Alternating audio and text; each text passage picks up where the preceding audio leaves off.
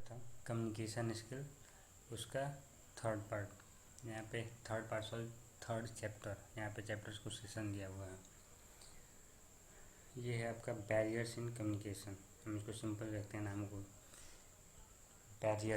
Barrier क्या होता है? कम्युनिकेशन मीनिंग आपको पता होगा ऑलरेडी। बैरियर का मतलब होता है रुकावट या बाधा, यानी कि कोई भी ऐसी चीज़ जिसकी वजह से कम्युनिकेशन जो है, कम्युनिकेशन का जो मीनिंग है वो कंप्लीट ना हो पा रहा हो, यानी कि जो हम कम्युनिकेशन आउटकम चाहते हैं वो कंप्लीट ना हो पा रहा हो, उसे कहेंगे barrier. Barrier in communication is specific item that distorts और prevent communication within an organization. इसका मतलब ये है कि किसी भी ऑर्गेनाइजेशन में कोई भी ऐसा स्पेसिफिक आइटम जो कम्युनिकेशन को ट्विस्ट कर दे। डिसऑर्ड्स का मतलब ट्विस्ट, यहाँ पे मैंने इसका मीनिंग लिखा हुआ है, आप देख सकते हैं यहाँ पे ट्विस्ट। तो कोई भी ऐसा स्पेसिफिक आइटम जो किसी ऑर्गेनाइजेशन में कम्युनिकेशन के मीनिंग को चेंज कर दे, उसे कहेंगे barrier. In other words, it is a condition in A work place that interfere the effective exchange of idea. यानी कि किसी भी वर्क प्लेस पे जो एक्सचेंज ऑफ आइडियाज़ है, यानी कि जो कम्युनिकेशन प्रोसेस है, तो उसके अंदर कोई भी कंडीशन अगर इंटरफेयर करता है, चाहे वो कोई भी चीज़ हो, अगर वो कम्युनिकेशन में इंटरफेयर करता है तो वो एक टाइप का बैरियर होगा। बैरियर और जो obstacle in communication impact the meaning, यानी कि जो बैरियर्स हैं या फिर जो भी ऑब्स्टेकल्स हैं कम्युनिकेशन के मीनिंग को अफेक्ट करते हैं, उसके मीनिंग को बदल देते हैं। तो आपके 3 टाइप के बैरियर होते हैं। वर्ड्स के बेस पे, दूसरा है आपका पीपल्स बैकग्राउंड, यानी कि जो लोगों की बैकग्राउंड है, कम्युनिकेशन जिनके बीच हो रहा है उनका जो बैकग्राउंड है उसके बेस पे, और फिजिकल बैरियर्स, यानी कि जो फिजिकल बैरियर। वर्ड के बेस में जो आपका मेन है वो है लैंग्वेज, यानी कि लैंग्वेज डिफरेंस होगा तब भी कम्युनिकेशन अफेक्ट होगा। डिसऑर्गेनाइज्ड मैसेज, ये डिसऑर्गेनाइज यहाँ पे एच लग गया है सर, ये मिसप्रिंट हुआ है। डिसऑर्गेनाइज्ड मैसेज यानी कि जो मैसेज है वो ऑर्गेनाइज्ड वे में नहीं है, यानी कि जो सेंडर है वो खुद ही कंफ्यूज है, तो रिसीवर को कहाँ से फिर कम्युनिकेट वो मैसेज मिल पाएगा, तो वो हो गया disorganized message. Ambiguity and over use of abstractions. Ambiguity का मतलब अनक्लियर, एंड अब्स्ट्रैक्शंस का मतलब एब्सेंस ऑफ माइंड, यानी कि बहुत दिमाग टाइप का अगर हम काम करेंगे तब तो जो हमारा मैसेज है वो क्लियर नहीं है, अनक्लियर है।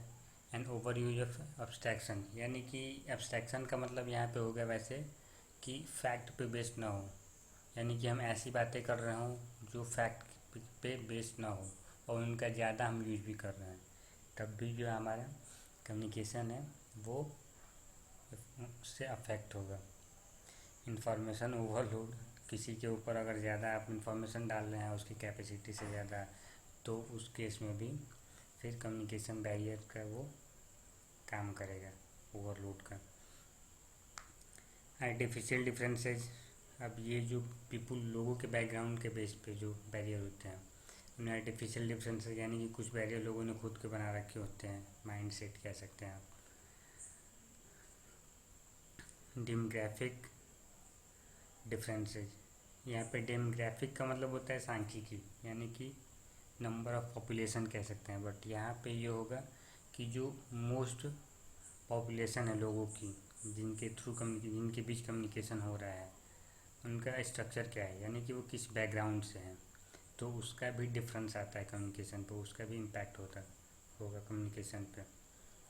लैक ऑफ कॉमन एक्सपीरियंस और पर्सपेक्टिव, अगर एक्सपीरियंस कम होगा कम्युनिकेशन, अगर लेट से अगर आपको कोई मैसेज कन्वे करना है किसी ऑर्गेनाइजेशन में, अगर आप एक्सपीरियंस नहीं है वहाँ के लोगों के लिए, तो फिर आप बेटर वे में उस मैसेज को कन्वे नहीं कर पाएंगे।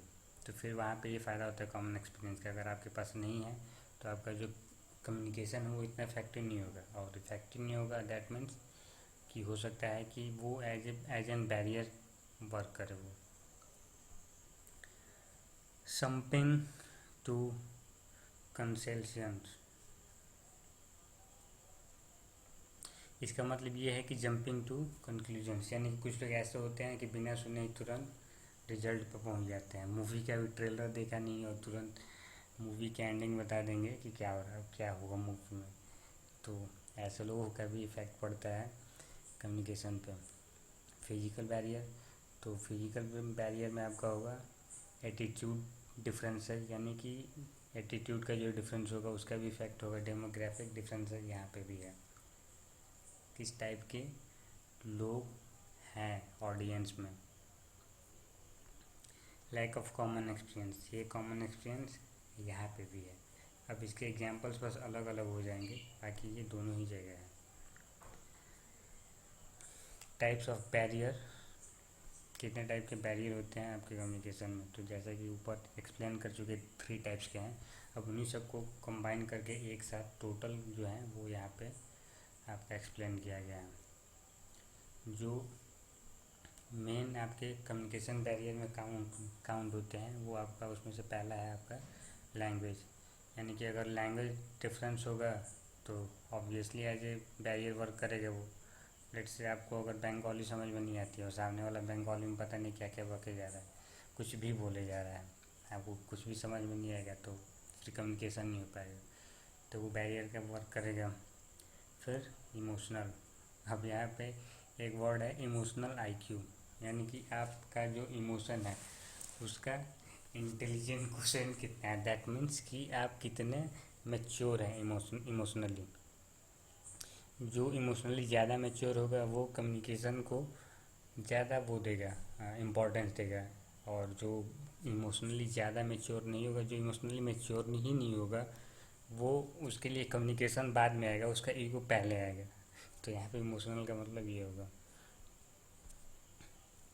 कल्चरल, अब कल्चरल का इफेक्ट कैसे होता है, मतलब हर जगह अलग अलग कल्चर का अपना, हर एक चीज़ का अपना अलग अलग मीनिंग होता है। जैसे यहाँ पे लिखा है different cultures have different meaning for several basis value society, यानी कि अलग अलग चीज़ों के लिए अलग अलग उनका मतलब होता है। जैसे कि ड्रेसिंग में भी, रिलीजन में भी, फूड में भी, drink and the general behaviour में भी different from one culture to another.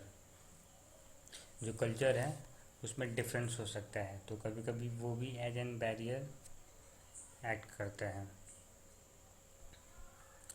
Environmental,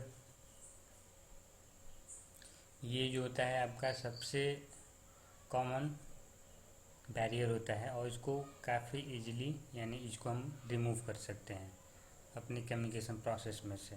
इसमें आपका जो मेनली इंक्लूड होता है वो होता है नॉइज़, क्लोज डोर्स, बाकी मतलब फिजिकल आपका जो भी होता है इन्वायरमेंट में वो सारा आपका इसमें काउंट होता है। क्लोज्ड केबिन्स, किसी ने अपना केबिन बंद कर रखा है और आप चिल्लाए जा रहे हैं, उसको सुनाई नहीं देगा।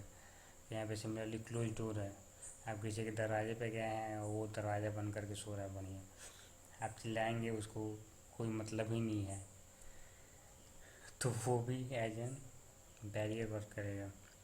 ऑर्गेनाइजेशनल स्ट्रक्चर, ऑर्गेनाइजेशन का स्ट्रक्चर जो होता है, हर ऑर्गेनाइजेशन का अपना एक हायरार्की होता है। जैसे कि अगर आप अपने स्कूल का ही ले लें तो सबसे ऊपर डायरेक्टर या मैनेजर सर ऐसे कह लीजिए, फिर नीचे आपके प्रिंसिपल सर आएंगे, फिर उनके नीचे आपके स्टाफ्स आएंगे, और फिर नीचे आपको पता है ऐसे ही आपका ये हायरार्की ऊपर से नीचे की तरफ फ्लो करता है। तो उस हायरार्की में भी एक पर्टिकुलर हायरार्की फॉलो करना पड़ता है ऑर्गेनाइजेशन में कम्युनिकेशन के टाइम पे भी। यानी कि अगर स्टूडेंट को कोई प्रॉब्लम है तो वो टीचर से कहेगा, फिर वहाँ से वो प्रोसेस, मतलब वो एक एक हायरार्की पे ऊपर जाता पहुँचता जाता है। जब वो सॉल्व नहीं हो पाता है तब, तो कभी कभी ऐसा होता है कि वो जो हायरार्की है वो भी एज ए बैरियर वर्क करती है। कैसे वर्क करती है वो यहाँ पे लिखा हुआ है। डब्ल्यू सी बेनिस ने communication gets distorted particularly as it goes up the hierarchy, यानी कि जो ऑर्गेनाइजेशन है उसमें जब हायरार्की में कोई बात ऊपर की तरफ चलती जाती है, ऊपर के लेवल में चलती जाती है, तो उसका मीनिंग चेंज होता जाता है। हो सकता है आप कुछ कहना और चाहते हो और वो आपको किसी और से कहना चाहिए था, किसी और हायरार्की के पर्सन से, बट आपने उसको किसी और हायरार्की के पर्सन से कह दिया। लेट से कोई ऐसी बात है जो आपको अपने टीचर से पहले कहना चाहिए था और आप डायरेक्ट पहुंच गए मैनेजर सर के पास, तो फिर वो इतना इफेक्टिव नहीं होगा, उसका मीनिंग फिर पूरा चेंज हो जाता है। तो वो जब मीनिंग चेंज हो जाएगा दैट मीन्स आपका जो कम्युनिकेशन है फिर वो कम्युनिकेशन सक्सेसफुल नहीं हो पाएगा। तो जो आपका ऑर्गेनाइजेशन स्ट्रक्चर है वो भी कभी कभी कम्युनिकेशन बैरियर का वर्क करता है। साइकोलॉजिकल, अब साइकोलॉजिकल में कुछ लोग ऐसे होते हैं जो स्टेज पर जाने से डरते हैं, कुछ लोग को बोलने में थोड़ी सी दिक्कत होती है, किसी किसी को फोबिया का मतलब अब बीमारी होती है, अब अलग टाइप की बीमारी हो सकती है, चाहे जिसको जो हो। डिप्रेशन हो सकता है, अगर डिप्रेस्ड होगा सामने वाला पर्सन तो फिर जो वो ऐसा गुस्से में बोलेगा, जब गुस्से में बोलेगा तो सामने वाले का दिमाग ख़राब होगा, हो सकता है वो उसकी बात पे ध्यान ना दे। तो साइकोलॉजिकल चीज़ें भी हैं, वो एज ए बैरियर वर्क करती हैं। परसेप्शंस, परसेप्शन का मतलब होता है कि आपने पहले से ही माइंड में एक माइंड सेट बना लिया है। Different people perceive the same thing differently and helps crucial to effective communication. That means कुछ लोगों का माइंड सेट जो है वो अलग होता है, हर किसी के माइंड सेट अलग अलग होता है। तो हो सकता है कि एक ही चीज़ को लेके सबका मेंटालिटी अलग अलग हो, तो वहाँ पे भी जब एक ही चीज़ के लिए अलग अलग मेंटालिटी होगी फिर जो उनके बीच कम्युनिकेशन होगा वो इफ़ेक्टिव नहीं होगा और फिर उस टाइम पे वो एक बैरियर का वर्क करेगा। नेक्स्ट है आपका टेक्नोलॉजी का। यहाँ पे ये बताया गया है कि जो आपकी टेक्नोलॉजी है वो रैपिडली चेंज हो रही है, यानी कि डेली एक नई टेक्नोलॉजी आ रही है, हर एक पर्टिकुलर टाइम ड्यूरेशन के बाद एक नई टेक्नोलॉजी आ जाती है। और वैसे में ये डिफ़िकल्ट हो जाता है कि आप उस टेक्नोलॉजी को साथ ही साथ सीखते चले। यहाँ पे लिखा हुआ है it becomes difficult to keep abreast of new developments. Abreast का मतलब होता है शोल्डर टू शोल्डर, यानी कि कंधे से कंधे मिला के चलना, या फिर साइड बाई साइड, यानी कि आपको हमेशा अपडेट रहना मुश्किल होता है, इतनी टेक्नोलॉजी डेली बेसिस पे आती है। तो वो भी एज ए बैरियर वर्क करता है। इंटर पर्सनल, इंटरपर्सनल में क्या क्या इंक्लूड हो सकते हैं वो देख लीजिए।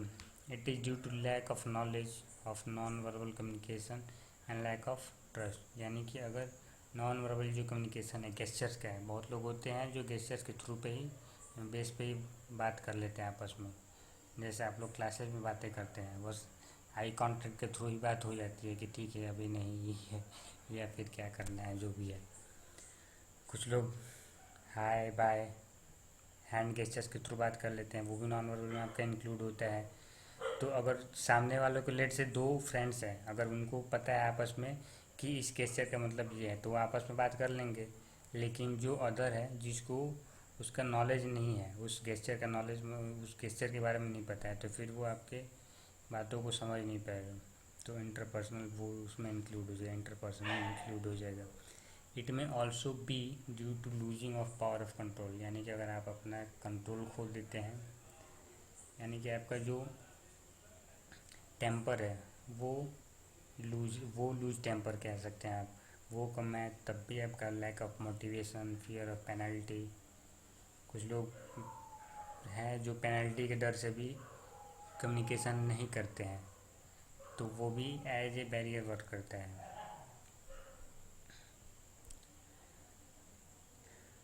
इनएडिकेट अटेंशन, इनएडिकेट का मतलब है इनसफिशिएंट, यानी कि आपको जितना ध्यान देने की ज़रूरत है उतना आप ध्यान नहीं दे रहे हैं।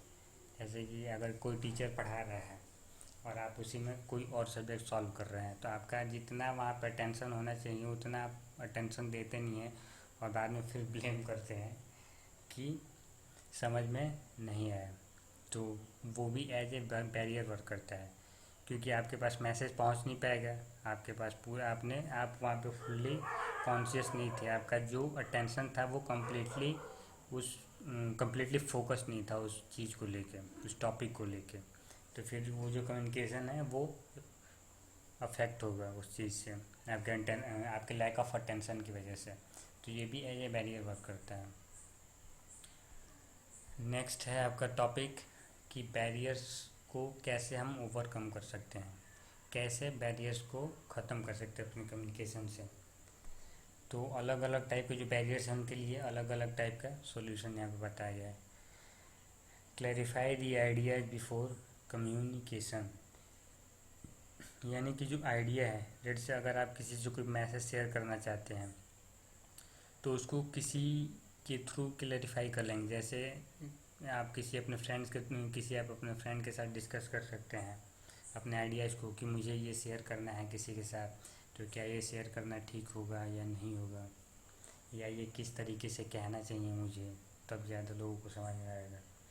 तो वो हो जाता है आपका, ये आपका एक सॉल्यूशन हो जाता है। इससे सामने वालों को मतलब इससे आपको थोड़ा बहुत एक आइडिया हो जाता है। जैसे आपको वो सामने थोड़ा बहुत आपको सजेशन दे ही देगा कि अगर इस वे में कहोगे या इस मैनर में कहोगे तो जो आपका कम्युनिकेशन है वो इफेक्टिव होगा।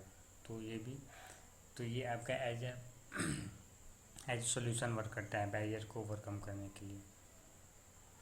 Communicate according to the need of audience, यानी कि आपको जो सुनने वाला है उसके नीड के अकॉर्डिंग आपको कम्युनिकेशन करना है। सामने वाले से आप कुछ कहना चाह रहे हैं और सामने वाले को उससे कोई मतलब ही नहीं है, तो फिर कोई मतलब ही नहीं बनेगा, मतलब वो कम्युनिकेशन होगा ही नहीं। क्योंकि आपको लगेगा कि वो सुन रहा है बट वो क्लियरली आपकी बातों को सुन नहीं रहा होगा, उसका ध्यान कहीं और होगा। तो इसलिए ध्यान ये रखना चाहिए कि जो हमारे कम्युनिकेशन है वो ऑडियंस के नीड के अकॉर्डिंग हो। ये पॉइंट जो है ये नेताजी के लिए, जो नेताजी लोग होते हैं उन लोग के लिए काफ़ी इफ़ेक्टिव होता है और शायद वो ये यूज भी करते हैं, आपको पता होना चाहिए। जहाँ जैसी ऑडियंस होती है उसके अकॉर्डिंग वो लोग उस सिचुएशन में बात करते हैं। कंसल्ट अदर्स बिफोर कम्युनिकेटिंग, जो फर्स्ट पॉइंट है थोड़ा बहुत वही चीज़ है, लगभग सिमिलर है। यानी कि जब भी आप कम्युनिकेट करते हैं तो कंसल्ट आप कर लेंगे। कंसल्ट में जो होता है वो थोड़ा सा बस ये डिफरेंस हो जाएगी, जो कंसल्ट का है वो एक्सपर्ट से करते हैं आप, किसी एक्सपर्ट जो उस पर्टिकुलर फील्ड का एक्सपर्ट होगा उससे आप बैठ के कंसल्ट कर लेंगे कि मैं ये चीज़ लोगों के साथ शेयर करना चाहता हूँ, तो क्या ये शेयर करना ठीक होगा या किस वे में मेरे को ये चीज़ शेयर करनी चाहिए। Check out language, tone and content of the message, यानी कि आप कौन सा लैंग्वेज यूज़ कर रहे हैं, क्या टोन है आपके बोलने का, और आपके मैसेज में क्या कंटेंट है, यानी कि आप क्या कुछ बोल रहे हैं, इसका आपको हमेशा ध्यान रखना चाहिए। नहीं तो सामने वाला अगर भड़क गया तो फिर जो आपका कम्युनिकेशन है वो कंप्लीट नहीं हो पाएगा। Convey things to help and value to listeners, जो आपका ये वाला एक पॉइंट था, communicate according need of audience, वही है यहाँ पे भी, जैसा कि फर्स्ट वाला यहाँ पे आपका दिया था। तो convey things to help and value to listeners, यानी कि जो चीज़ें हैं वो ऐसी होना चाहिए कि वो ऑडियंस को किसी न किसी वे में हेल्प करे, यानी कि उनके मतलब की चीज़ होनी चाहिए। और जो लिसनर्स हैं उनको वैल्यू देना चाहिए, ऐसा नहीं कि आप उनको नीचा दिखा रहे हैं, आप कह रहे हैं कुछ भी कि ऐसे हो वैसे हो। आप जैसे कोई नेताजी गए कहीं पे भाषण देने के लिए, वोट मांगने के लिए, और वो वहाँ पे गांव वालों से कह रहे हैं कि यहाँ के गांव वाले ऐसे हैं वैसे हैं, हम नेताजी बन जाएंगे यहाँ के, तो ये सारे काम करवा देंगे। तो फिर जो सामने वाले हैं यानी कि जो गांव के लोग हैं वो हो सकता है कि भड़क जाए कि ये तो हम लोग को इलिटरेट बता रहा है, तो फिर जो मैसेज है वो आपका इनकम्प्लीट रह सकता है। तो इस बात का आप ध्यान रखेंगे कि जो लिसनर है आपका उसको हमेशा वैल्यू देनी चाहिए, क्योंकि वो बहुत ही धैर्य के साथ पेशेंस रख के आपकी बातों को सुन रहा है, तो एटलीस्ट इतना तो उसका हक बनता ही है कि आप उसको वैल्यू दें। इंश्योर स्पेसिफिक फीडबैक, जब भी आप कुछ कहते हैं तो आप ये ज़रूर श्योर कर लेंगे कि आप उससे पर्टिकुलर उसका फीडबैक आपको मिल रहा है। फीडबैक मिलने से ये आपको फ़ायदा होगा कि आपको पता चलेगा कि सामने वाले ने आपकी बातों को किस तरीके से लिया है, वो आपके मैसेज को समझ पाया है या नहीं समझ पाया है। Communicate for present as well as future, यानी कि अगर आप लेट से अगर कोई आप प्लान बना रहे हैं किसी चीज़ को लेके, तो आप उसमें ये ध्यान रखेंगे कि अभी के लिए तो वो प्लान हो ही हो, बाद में फ्यूचर में भी अगर स्केल करना हो उस चीज़ को या उसको आगे बढ़ाना हो तो फ्यूचर में भी हम उसको स्केल कर सकें, तो इस बात का भी ध्यान रखना चाहिए। Follow up communication, follow up का मतलब होता है कि रेगुलरली चेक करते रहना। जो रेगुलर चेकअप्स होते हैं, अगर आप रेगुलर चेकअप करते रहेंगे तो उससे जो डिफ़िकल्टीज होती हैं इंस्ट्रक्शन को इम्प्लीमेंट करने में, लेट से अगर आपने किसी से कम्युनिकेट किया तो कम्युनिकेशन में कभी कभी ऐसा होता है कि सामने वाले को आप इंस्ट्रक्शन देते हैं कि ऐसे ऐसे वर्क करो या ऐसे ऐसे प्रोसेस करोगे तो जो प्रोजेक्ट है वो कंप्लीट हो जाएगा। तो आप अगर उसको रेगुलर फॉलो अप करते रहेंगे, यानी कि आपने उसको जो बताया है वो रेगुलर बेस पे चेक करते रहेंगे, तो उससे बहुत सारी डिफ़िकल्टीज रिमूव हो जाती हैं, बहुत सारे मिस्टेक्स भी रिमूव हो जाते हैं। तो इस बात का भी ध्यान रखना चाहिए कि आपने एक बार बस बता दिया उसके बाद भूल नहीं जाना चाहिए, आपको रेगुलर चेक करते रहना चाहिए कि आपने जो इंस्ट्रक्शन दिया है, आपने जो कम्युनिकेशन दिया है वो फॉलो हो भी रहा है या नहीं हो रहा है। बी ए गुड लिसनर, अब अगर आप किसी को मैसेज सेंड कर भी रहे हैं तो वो आपको जो फीडबैक देगा उसके लिए फिर आपको एक अच्छा लिसनर बन के उसको सुनना भी पड़ेगा। या लेट से अगर आप कम्युनिकेशन प्रोसेस या कम्युनिकेशन साइकिल में अगर आप रिसीवर भी है तो आपको एक लेट से रिसीवर का मतलब अगर आप ऑडियंस भी हैं तो आपको सामने वाले की बातों को, जो सेंडर है उसकी बातों को ध्यान से सुनना चाहिए, नहीं तो फिर वो कम्युनिकेशन जो हो रहा है आप दोनों के बीच, ऑडियंस एंड जो सेंडर उसके बीच, वो कम्युनिकेशन कंप्लीट नहीं हो पाएगा। अवॉइड बीइंग जजमेंटल, यानी कि ट्रेलर देख के ही मूवी का एंड सीन नहीं बताना है। आपको पहले जजमेंटल नहीं होना चाहिए कि ये तो ऐसा होगा वैसा होगा। पहले पूरी बातों को सुनो, फिर उसके बेस पे आपको जो भी कंक्लूजन निकालना है वो निकालो। तो इसके साथ ही आपका ये चैप्टर भी फिनिश।